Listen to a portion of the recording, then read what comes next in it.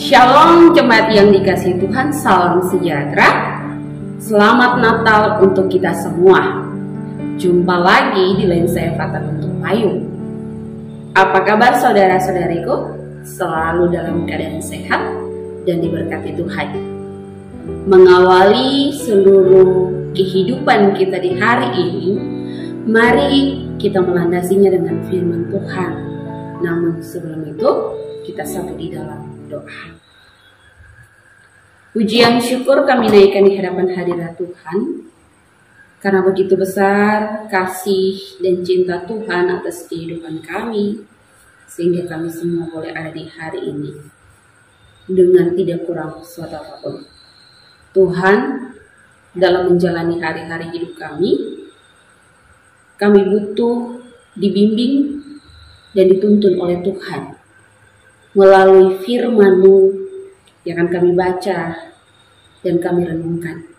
Kami mohon Tuhan, biarlah kuasa Roh Kudus yang ada pada diri kami masing-masing mau membimbing dan menuntun kami dalam memahami dan memaknai firman yang akan kami renungkan di saat ini untuk menjadi landasan kehidupan beriman kami semua.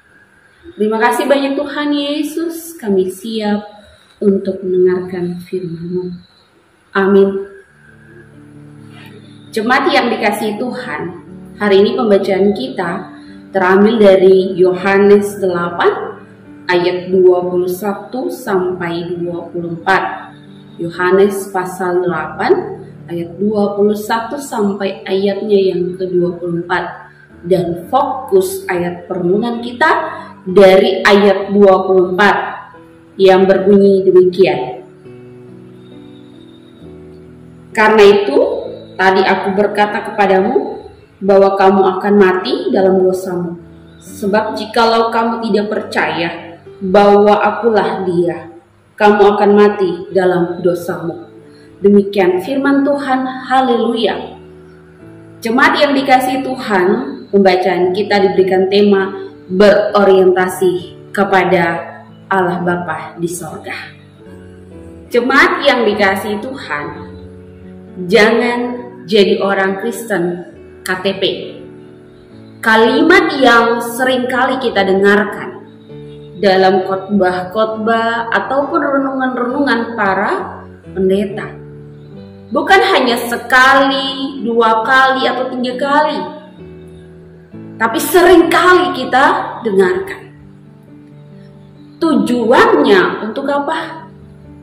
Untuk setiap umat Tuhan menyadari bahwa jangan hanya sekedar jadi orang Kristen saja, jangan hanya sekedar mengakui sebagai pengikut Kristen saja, melainkan memahami bahwa percaya kepada Yesus Kristus atau menjadi orang Kristen bukan hanya sekedar pengakuan, tapi merupakan tujuan hidup kita di dunia, di mana kita sadari bahwa menjadi pengikut Kristus itu harus sungguh-sungguh percaya kepadanya.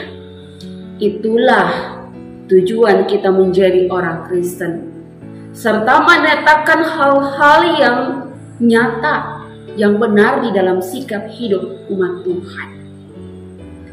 Jemaat yang dikasihi oleh Tuhan, hal yang sama pula yang dinyatakan oleh Yesus Kristus.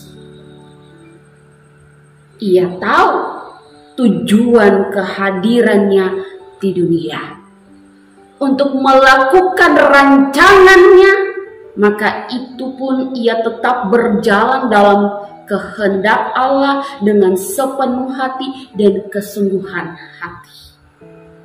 Sekalipun Yesus tahu bahwa ia akan menghadapi berbagai situasi dan keadaan yang tidak baik-baik saja, bahkan sampai kepada situasi dan keadaan yang mengancam.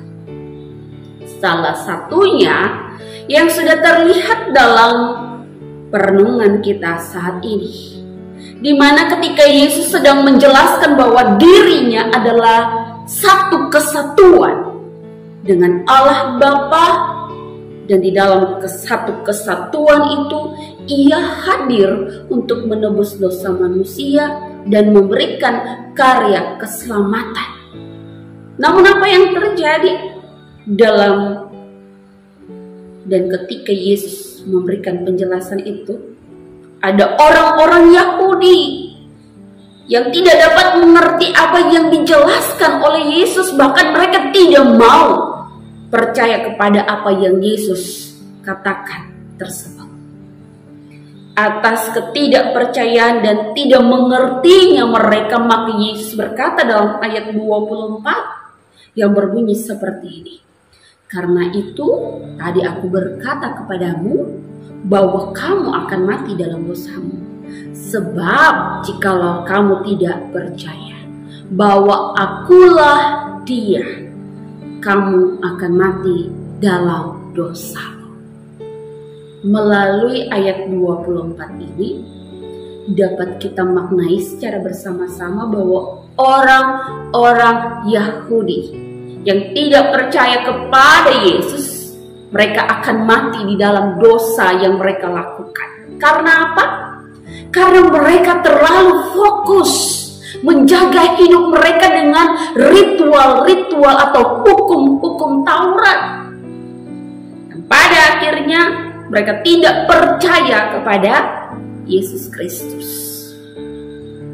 Dari hal ini, saudara-saudariku, kita belajar bahwa orang-orang Yahudi pada saat itu mereka hanya sekedar beragama saja.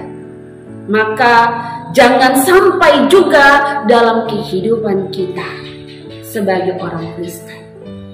Jangan hanya sekedar beragama Kristen saja atau hanya mengakui sebagai pengikut Kristus saja, lalu hidup dalam segala ritual-ritual agama, aturan-aturan yang ada.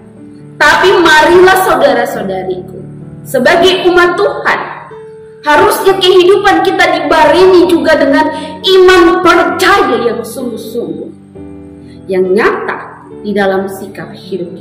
Dengan demikian, jemaat yang dikasihi Tuhan, kita semua belajar di hari ini bahwa percayalah kepada Yesus dengan kesungguhan iman yang tidak hanya terlihat pada ritual-ritual kegerejaan saja atau aturan-aturan kehidupan Kristen saja, melainkan nyatakanlah sikap hidup iman yang benar dan sungguh-sungguh di hadapannya.